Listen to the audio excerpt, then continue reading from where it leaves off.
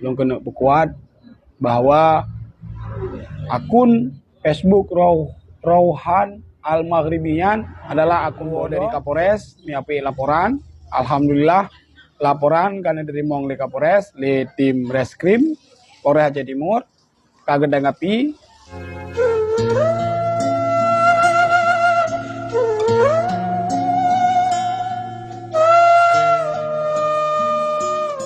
Assalamualaikum warahmatullahi wabarakatuh.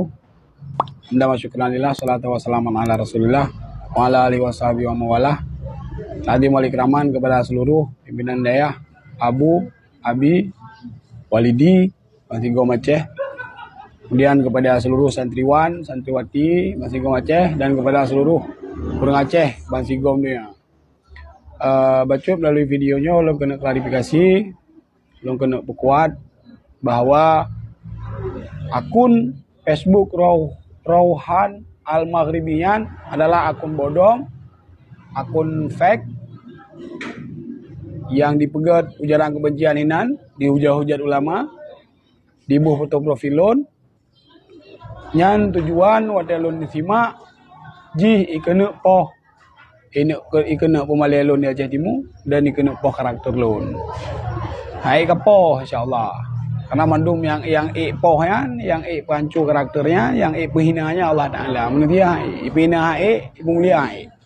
Jadi melalui videonya long kena klarifikasi bahwanya kamu bersama guru tanya mau dari Kapolres miapi laporan. Alhamdulillah laporan karena diterima oleh Kapolres le tim reskrim Polres Aceh Timur kagedang api yang kamu sampaikan bahwanya akun Rauhan Al-Maghribinya kamu resahkan umat khususnya di Aceh Timur.